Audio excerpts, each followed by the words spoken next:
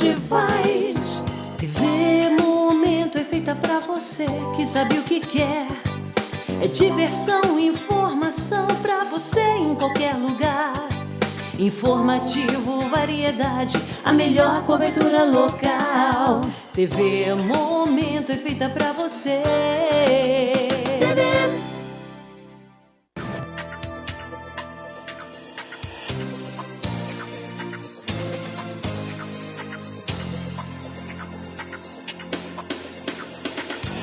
As matérias e opiniões deste programa não representam a opinião deste canal, e sim do seu apresentador, o qual é responsável por elas.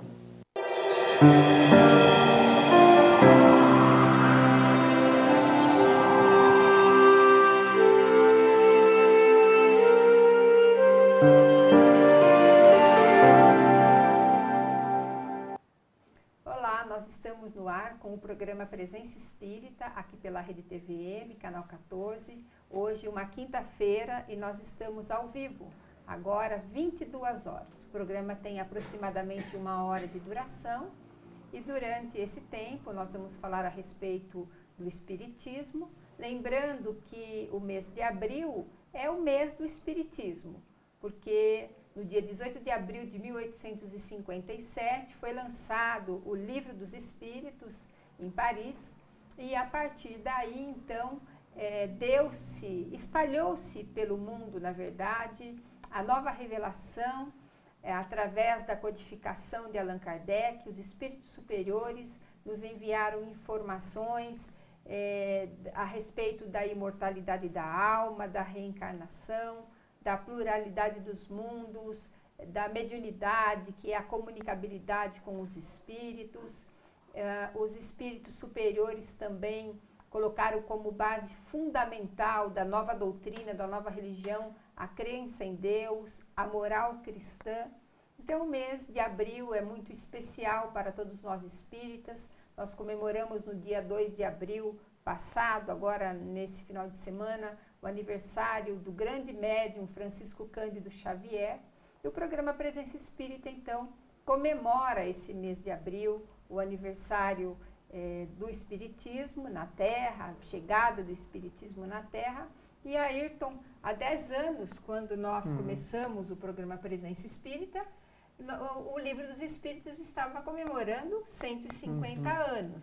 Bem, então, Silvia e amigos que acompanham o programa Presença Espírita, então vamos para 10 anos aí, junto com esse programa, levando a doutrina espírita e sem perder esse referencial, né, que são as obras básicas, as chamadas o Pentateuco kardeciano, que sempre serve como referência para os nossos comentários, para a escolha dos temas, e a gente sempre tem que tê-los como referencial de estudo. E todo aquele que deseja conhecer a doutrina espírita, Silvio, tem que realizar o estudo sério e contínuo das obras de Allan Kardec para poder dizer, eu conheço o Espiritismo. É verdade, Ayrton. E às vezes as pessoas dizem que os livros espíritas são muito difíceis de ler, principalmente esse Pentateuco, esse grupo de 5 livros básicos deixado por Allan Kardec sob a orientação dos espíritos superiores, o Livro dos Espíritos, o Evangelho segundo o Espiritismo, o Livro dos Médiuns, a Gênese, o Céu e o Inferno, que são livros densos, livros profundos, mas nós poderemos iniciar os nossos estudos através do Livro dos Espíritos, que são mais de 1000 perguntas, perguntas e respostas, onde os espíritos procuraram esclarecer de uma maneira fácil de ser entendido, apesar que algumas questões a gente ainda fica com dúvida, por isso que tem às vezes até um desmembramento. E muitas casas espíritas oferecem reuniões em que as pessoas estudam em grupo, analisando pergunta por pergunta, tornando então o entendimento mais fácil. Logicamente que um Livro dos Médiuns, por exemplo, nós só teremos uma facilidade de entendimento conforme nós vamos amadurecendo no conhecimento da doutrina espírita, de seus postulados. Desde que nós iniciamos o programa espírita nessa temporada de 2017, a nossa 11ª temporada, Nós estamos falando, então, das bases fundamentais do Espiritismo. Já falamos a respeito de Deus, falamos a respeito da reencarnação, da pluralidade dos mundos habitados, falamos a respeito da comunicabilidade dos espíritos, com ênfase na mediunidade, que é um programa que gera muitos esclarecimentos e que gera também muitas perguntas que chegam daí para nós, porque as pessoas sentem, as pessoas têm sensações diferentes, muitas pessoas que pertencem inclusive a outras religiões veem os espíritos, assim como nós vemos as pessoas que vivem conosco, veem de uma maneira muito natural e querem entender esse mecanismo. Nós falamos também a respeito da imortalidade da alma, e o programa que nós estamos realizando hoje, a ênfase vai ser a respeito da moral do Cristo, da moral cristã. A doutrina espírita é sim uma religião cristã, porque traz o Cristo como seu exemplo maior.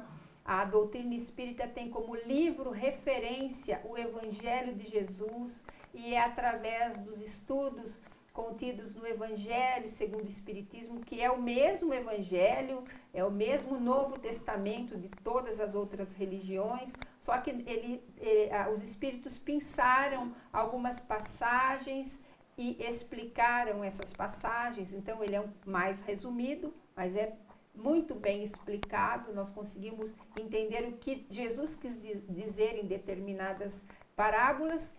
E esse é o livro da nossa vida, é o roteiro da nossa vida, porque nós, acima de espíritas, nós somos cristãos. E eu gostaria até de iniciar com uma pergunta, Ayrton, nesse mundo todo atribulado e todo tecnológico, em que às vezes nós nem tocamos na palavra religião, e que às vezes a religiosidade anda às portas largas da nossa vida.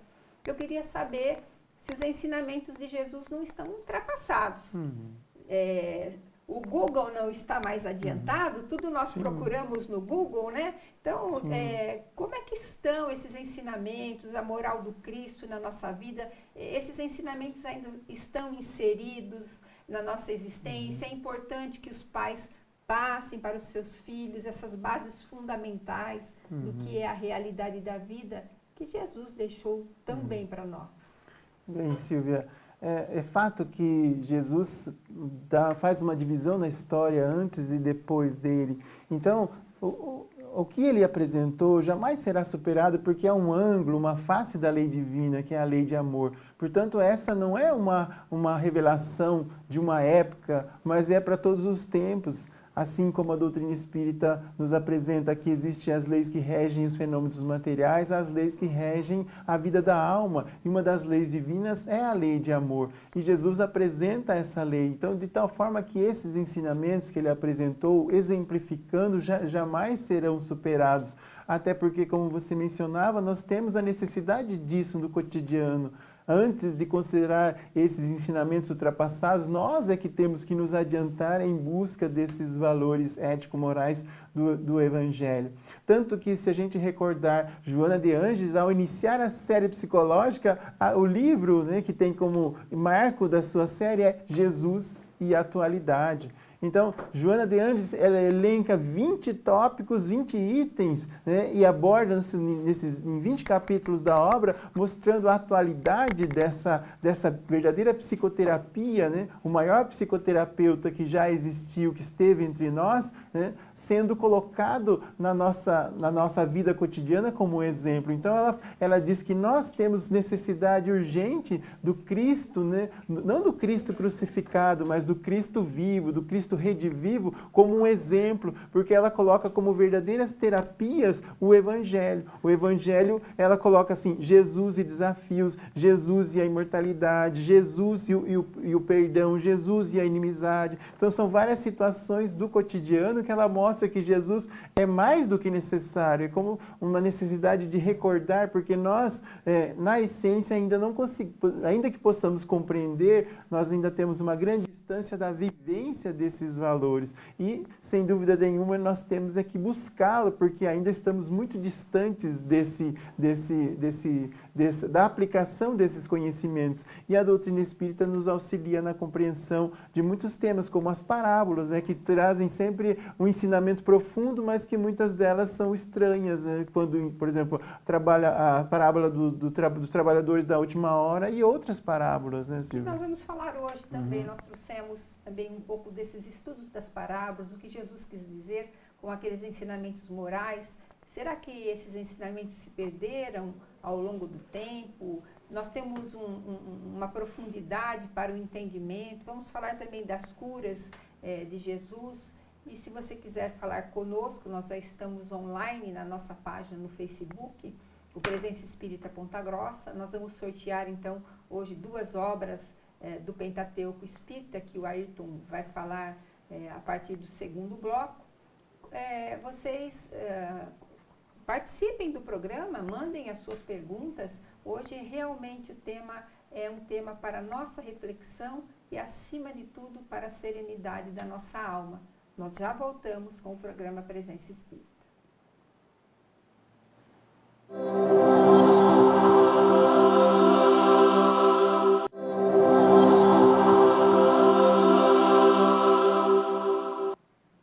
Olá, estamos de volta com o programa Presença Espírita. Esse é o segundo bloco do nosso programa. Estamos ao vivo nesta quinta-feira. Estamos tratando da doutrina espírita no seu aspecto do ensino moral cristão. E nesse segundo bloco nós iniciamos apresentando as sugestões de leitura da semana e recordamos as obras de Allan Kardec, porque no mês de abril é um marco, para a doutrina espírita do lançamento do O Livro dos Espíritos, que foi lançado em 18 de abril de 1857. Então, o Livro dos Espíritos contém toda a filosofia espírita, em que Allan Kardec organiza por diferentes temas, começando sobre Deus, indagando sobre o espírito, em suas diversas situações, dos espíritos no mundo espiritual, dos espíritos vindo para o mundo corpóreo, dos espíritos durante a vida corpórea, retornando à pátria espiritual, trata das leis morais, trata da perfeição moral, enfim. Então, várias perguntas sobre diferentes temas, diferentes assuntos de interesse para todos nós, para o nosso cotidiano. Então, o Livro dos Espíritos é, sem dúvida nenhuma, uma obra basilar que sustenta todo o edifício da doutrina espírita. Então, para aqueles que já o conhecem, nós vamos também ainda aproveitar e fazer o sorteio no final do nosso programa.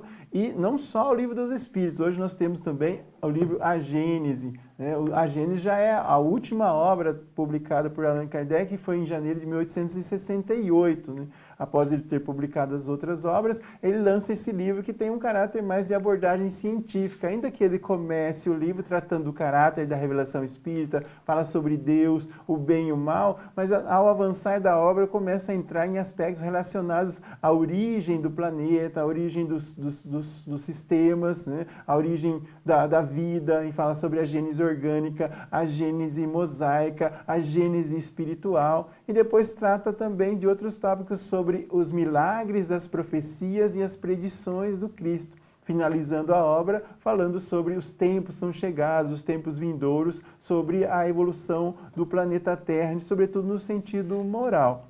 Então, essa é uma obra que alguns consideram relativamente difícil, mas porque ela tem uma certa interface com vários aspectos da ciência da sua época. Então, nós também vamos sortear hoje o livro A Gênese, de Allan Kardec.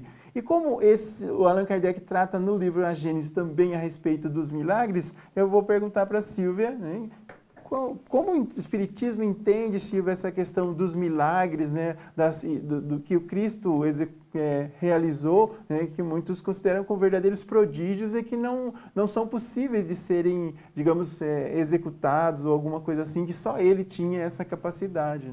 É interessante essa questão, porque para que nós entendamos o modus operandi de Jesus, é necessário que nós compreendamos 2 aspectos fundamentais. O primeiro aspecto é o caráter, a alma de Jesus. Ele era um espírito superior que tinha o conhecimento de todas as ciências, ele tinha um conhecimento absoluto de todos os acontecimentos do planeta. E também nós temos que ter o conhecimento da manipulação dos fluidos, que Jesus sabia, logicamente, de uma maneira integral. Hoje, numa casa espírita, por exemplo, através da manipulação de fluidos, num passe, uma pessoa pode sair curada por um médium normal, uma pessoa normal. Agora, nós imaginemos Jesus, conhecedor, então, de todas as ciências, do funcionamento dos fluidos, da própria patologia, da fisiologia e também da história reencarnatória de cada criatura que ele curava e que ele tratava. Então, para ele, nós entendemos por milagres, mas para ele era fato comum, por ser um exímio conhecedor das coisas da vida. E é interessante que Jesus começa o seu apostolado fazendo milagres, esses fatos prodigiosos, que era uma maneira de inicialmente atrair o público em torno dele. Quantas pessoas que não buscaram Jesus, inclusive romanos, na tentativa de curar o seu corpo. O próprio Tibério manda para a Palestina alguns funcionários para investigar quem era aquele homem que curava, porque ele sofria e queria cura também.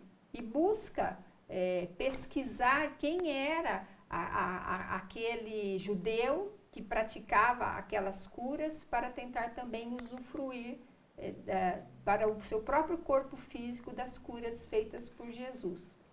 É interessante como o ser humano ainda, ele quer ficar livre do sofrimento, ele quer ficar livre das doenças. Hoje nós observamos nas casas espíritas, muitas vezes, falta de trabalhadores em obras assistenciais básicas, que muitas vezes uma casa espírita sustenta.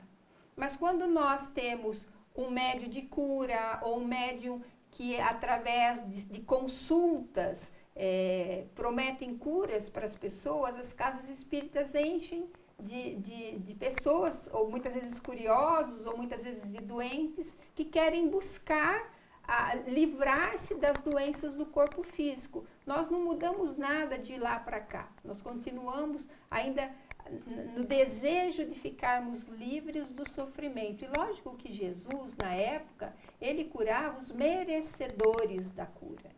Como falávamos, ele conhecia a história simplesmente por estar perto da pessoa, ele já sabia da essência daquela alma, as necessidades daquela alma e se ele iria curar ou não. Tanto que ele curou muitos e outros ele não curou.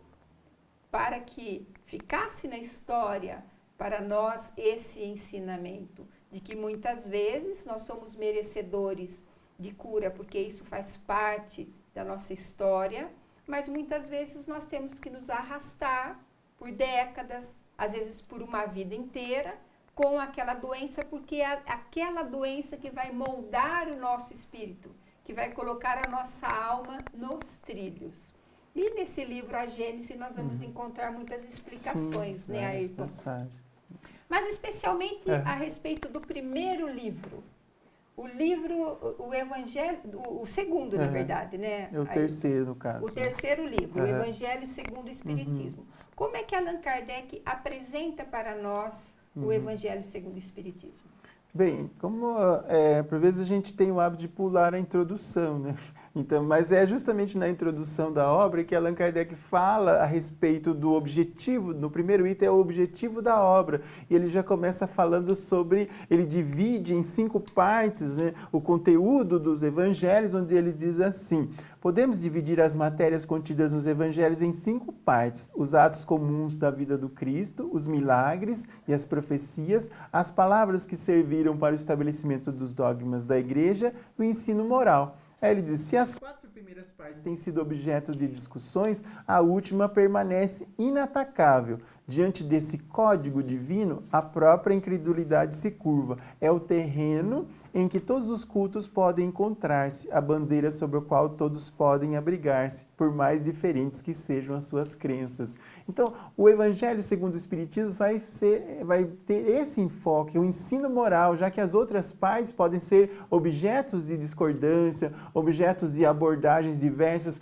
mas o ensino moral não. O ensino moral não há como a gente fazer sofismas para que a gente pudesse fazer interpretações diferentes, né? Tanto que há uma expressão, uma frase muito bonita que o espírito André Luiz, no Mundo Maior, coloca, onde ele diz assim: o Evangelho, em suas bases, guarda a beleza do primeiro dia. Sofisma algum conseguiu empanar o brilho do amai-vos uns aos outros, como eu vos amei. Então, não há como levantar argumentos que possam distorcer a interpretação desse ensinamento. Amai-vos uns aos outros, né? Amar a Deus sobre todas as coisas e ao próximo como a si mesmo. Então, o Evangelho segundo o Espiritismo contém as máximas do Cristo explicadas à luz do Espiritismo. Daí o nome Evangelho segundo o Espiritismo, onde ele procura explicar, né, começando com o capítulo 1, não vim destruir a lei.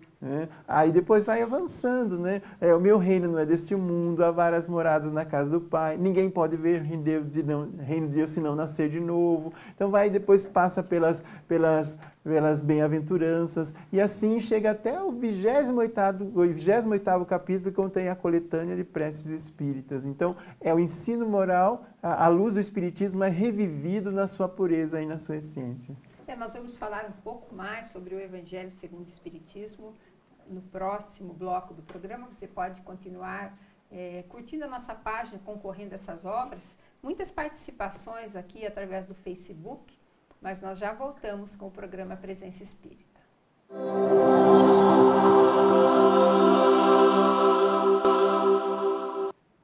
Nós voltamos com o terceiro bloco do programa Presença Espírita e hoje um programa especial, porque nós estamos falando a respeito da moral do Cristo, que é a base fundamental da doutrina espírita. Quando nós falamos em Espiritismo, quando nós falamos em Jesus, nós falamos de caridade. Ayrton, ainda dando continuidade ao que você estava falando, né? Como é que a gente pode entender a caridade falada por Jesus e a caridade pregada pela doutrina espírita?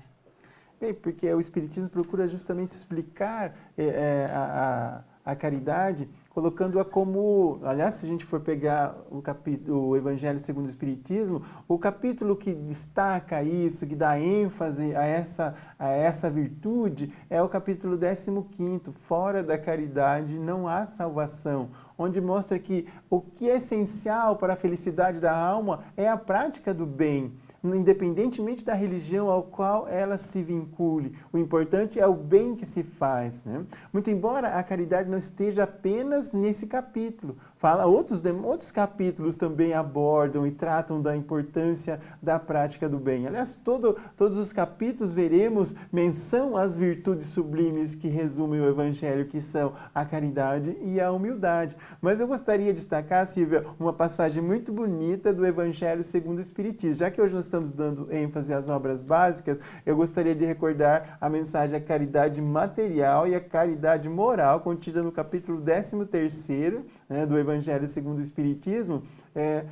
Não saiba a vossa mão esquerda o que faz a vossa direita, a mensagem do Espírito Irmã Rosália, em Paris, 1860. Porque as pessoas ainda confundem caridade só com a esmola. Isso, é justamente nesse sentido que o Espírito vem falar da caridade material e da caridade moral, que sobre a beneficência a gente encontra bem nesse capítulo, que é o 13º, onde ela coloca assim, só o trechinho inicial: amemo-nos uns aos outros e façamos aos outros o que quereríamos que nos fosse feito. Toda a religião, toda a moral se encerram nesses dois preceitos. Se eles fossem seguidos no mundo, todos seriam perfeitos. Não haveria ódios nem ressentimento. Direi ainda mais, não haveria pobreza, porque do supérfluo da mesa do rico alimentaria muitos pobres, né? Muitas pessoas seriam alimentadas. Então ela destaca aí, vejam, a religião a moral, tudo se resume nisso, amar os uns aos outros, né, e fazer o bem que nós gostaríamos que nos fosse feito. E se isso fosse prática geral, prática comum, o nosso mundo seria bem melhor. E na mensagem, conforme vamos lendo, ela vai dizer assim, a caridade moral consiste na arte de suportar-vos uns aos outros, aquilo que bem pouco fazemos, né? De suportar, de conviver, ou seja, tolerar os outros nas suas imperfeições, como nós somos imperfeitos. É muito bonita a expressão. A gente nem entende isso como caridade. É verdade. Né? Que, de certa forma, para os espíritos superiores, a caridade não é mais do que um simples dever. Nós ainda temos tanta dificuldade que temos que meditar, será que deve, será que não deve? Então a gente passa muitas vezes pensando sobre a prática do bem e frequentemente a gente acaba não fazendo, né? Mas Silvia, o que você gostaria de destacar então também do Evangelho? Qual passagem, né? Eu destaquei essa da caridade moral e da caridade material e moral do Espírito Irmã Rosália. Você gostaria de destacar uma outra passagem, uma parábola, alguma coisa assim?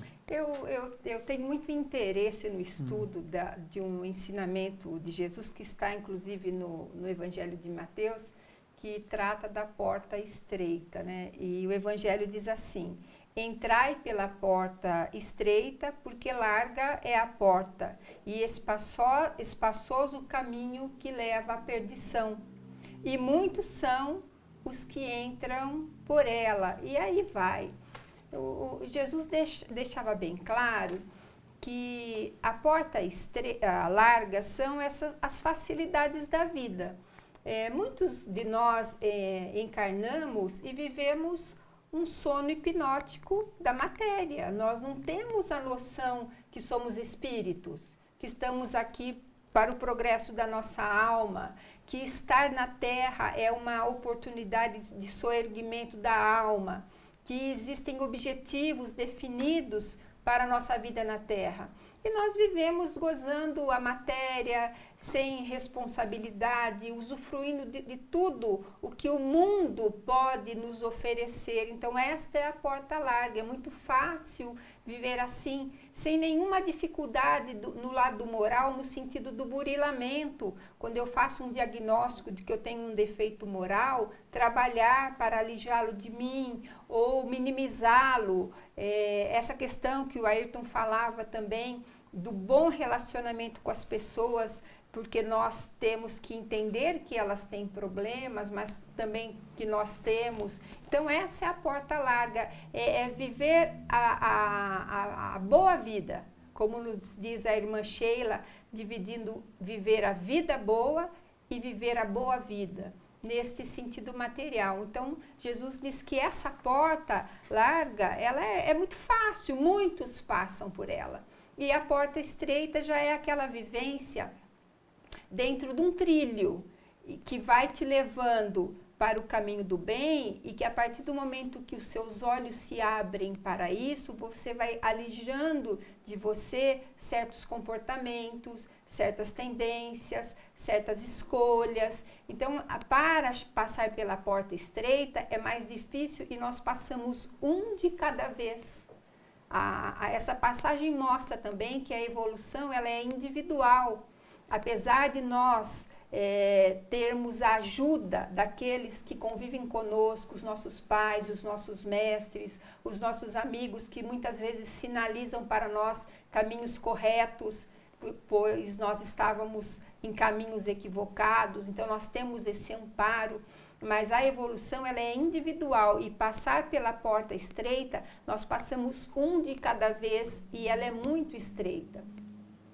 Mas há uma visão que muitas poucas pessoas têm a respeito dessa passagem também, é que Jesus deixa bem claro que pelo fato da porta da perdição ser larga, ela permite também que de uma maneira muito fácil nós retornemos.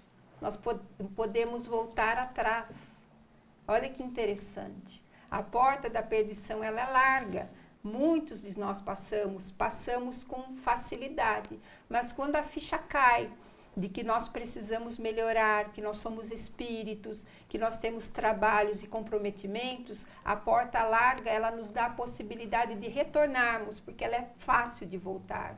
e aí nós mudamos o nosso caminho para outro rumo. É uma passagem muito interessante essa, né? Você destacaria também alguma outra parte do Evangelho ou de outros livros? Assim, eu estava verificando, Silvia, a harmonia que tem nas obras de Allan Kardec. Às vezes você encontra, a gente fala, vou encontrar a moral cristã só no Evangelho segundo o Espiritismo. Não, vamos encontrar no Livro dos Espíritos, né, das leis morais. Vamos encontrar em A Gênese, em o livro Céu e Inferno. Enfim, em todas as obras a gente vê o ensino moral. E é interessante que quando a gente fala do ensino cristão, Allan Kardec também se preocupava com esse aspecto. Se Jesus já ensinou tudo, qual a necessidade do ensino dos Espíritos? Qual a necessidade de uma revelação e enfatizando e rememorando o ensino cristão? E ele não só trata isso no Livro dos Espíritos, mas também no livro A Gênese. Então, ele faz essas duas abordagens. Vou destacar, então, o que ele diz na Gênese sobre essa necessidade do ensino, né, do ensino dos Espíritos sobre o cristianismo. Então, ele vem dizer assim, o ensino dos Espíritos acrescenta à moral do Cristo o conhecimento dos princípios que regem as relações entre os mortos e os vivos, princípios que completam as vagas noções que se tinham da alma, do seu passado e do seu futuro, dando por sanção à doutrina cristã as próprias leis da natureza. Com auxílio das novas luzes que o Espiritismo e os Espíritos espargem, o homem compreende a solidariedade que o liga a todos os seres. A caridade e a fraternidade se tornam uma necessidade social. Ele faz por convicção o que fazia unicamente por dever e o faz melhor. Então, o Espiritismo ele agrega, além da moral cristã, essa noção da alma, da imortalidade da alma e da reencarnação, porque sem o qual o cristianismo fica muito frágil, tanto que a gente vê a pálida influência, né, que o cristianismo tem nos dias de hoje. Então, se todas as doutrinas, a maioria das crenças são cristãs, por que a gente vê tanta atrocidade, tanta violência, tanta enfermidade, tanta perturbação nesse momento que a gente vive? Justamente porque o cristianismo ainda não adentrou nos corações. E essa influência de um modo geral, tímida em função dessa ausência da certeza da imortalidade da alma que o Espiritismo vem trazer e da reencarnação. Que somente o entendimento da reencarnação faz com que nós entendamos todas essas atrocidades que você diz, tantas tragédias, tantas dores. Não há como entender esses acontecimentos se não entendendo que nós somos anteriores ao berço, somos posteriores ao túmulo e trazemos histórias, e muitas vezes as histórias não são tão felizes. Nós estamos aqui para reconstruí-las. Nós já vamos para o último bloco do programa Presença Espírita. Você pode participar aqui da nossa página no Facebook, o Presença Espírita Ponta Grossa, que logo, logo nós já vamos fazer o sorteio dos livros. Até mais.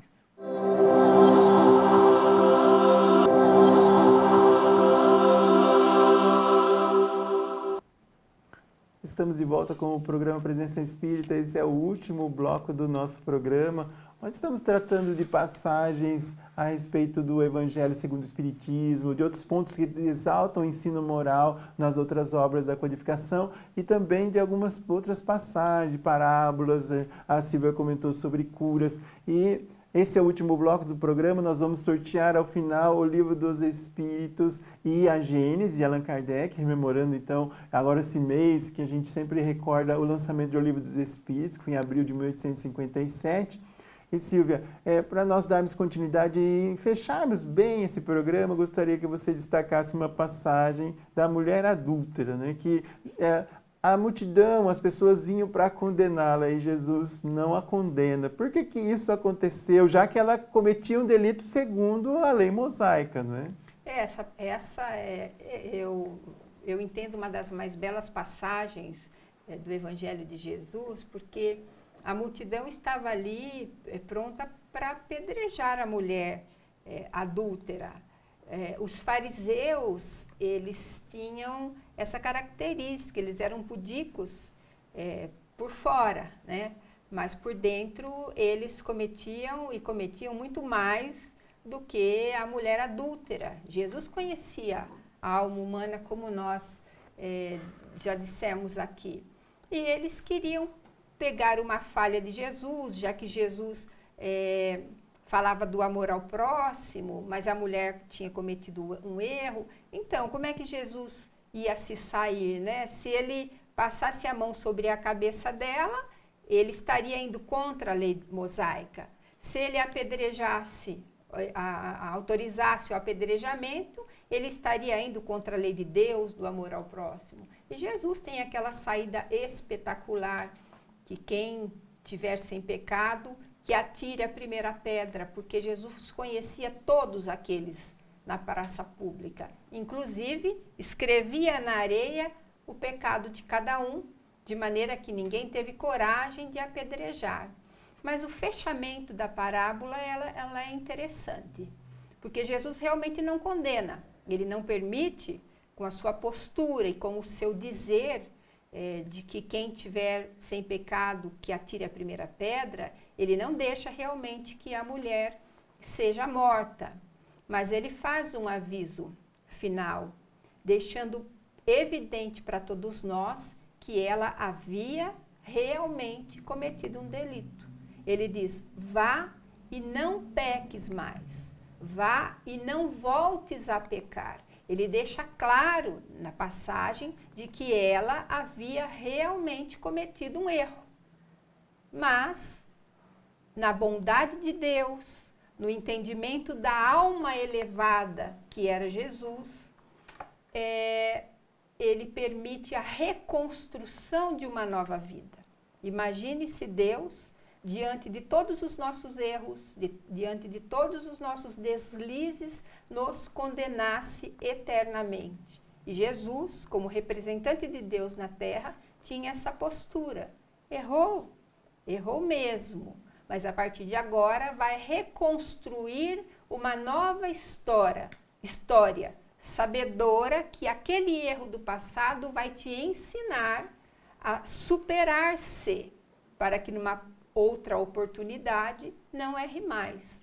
Então, essa passagem é para que a gente faça uma profunda reflexão da bondade de Deus diante dos nossos erros, mas que cada um de nós é responsável pelos delitos que comete. E mais cedo ou mais tarde, diante das leis da natureza, nós teremos que responder ao ato praticado. Livre-arbítrio, responsabilidade. De tudo isso que nós falamos, Ayrton, quais são as consequências do Espiritismo, as consequências da vinda desse novo bojo de ensinamento que está contido nesses livros, mas nós sabemos que isso se amplia muito mais do que apenas as páginas desses 5 livros do Pentateuco.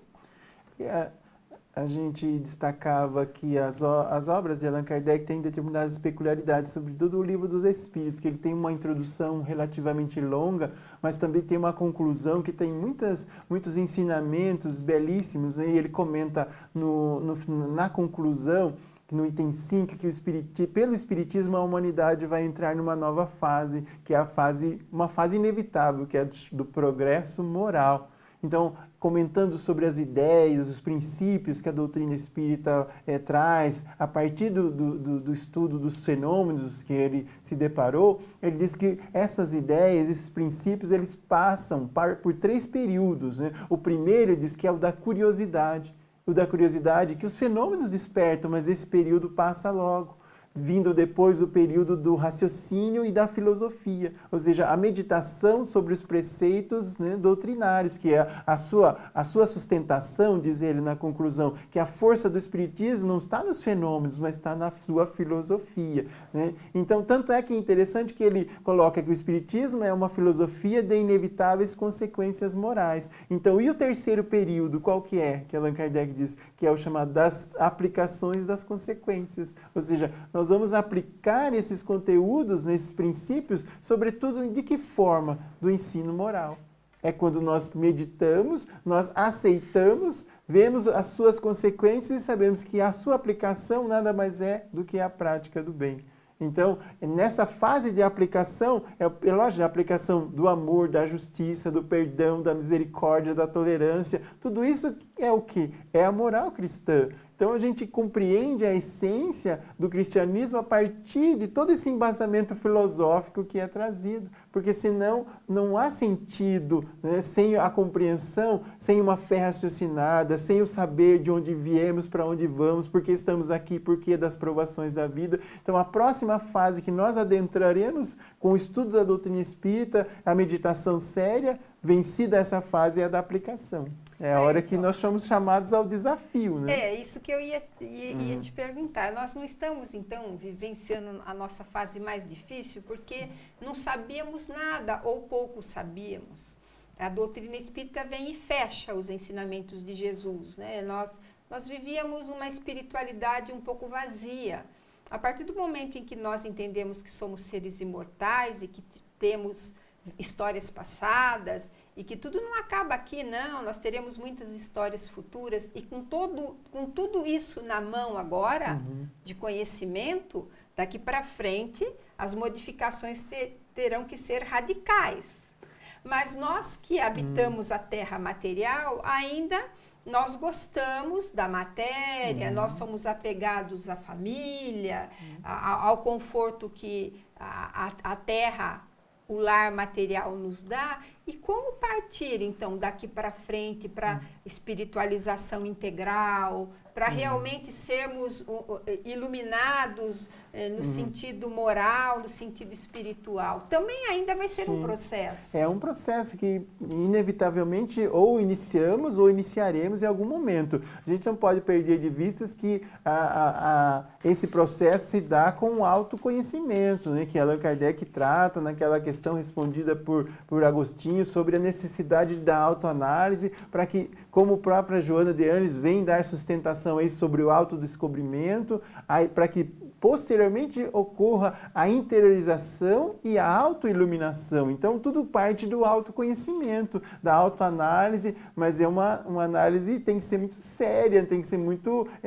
constante das nossas condutas para ver se essas condutas estão de acordo com esses ensinamentos, com a moral cristã. Então, é um grande desafio, né? Porque a hora ou firmar o passo e seguir adiante, ou ficar, né, tateando, dar um passo para frente, um para trás e não sair do lugar, porque um desafio é posto à nossa frente, que é o desafio da vivência desses ensinamentos que são sublimes, mas traz grandes benefícios quando a gente alcança esse estado de ventura que os espíritos que viveram o bem nos relatam. A gente vê aí exemplos maravilhosos que a gente deve tomar como diretriz. A gente vê um Bezerra de Menezes, um Chico Xavier, a gente vê uma obra magnífica do Divaldo Franco e a gente fica assim, meu Deus, como eles fazem? Mas a gente também pode, aos poucos, começando para que um dia a gente possa fazer como eles também fizeram, né? Bom, nós vamos para o sorteio, então. Vamos sortear o primeiro, o né? Livro dos Espíritos. O Livro dos Espíritos. Vamos ver aqui. Hoje, todas as participações foram pelo Facebook, muitas e muitas participações. Então, vamos ver. O Livro dos Espíritos, a Carla Valenga Alves. E agora o livro A Gênese. Vou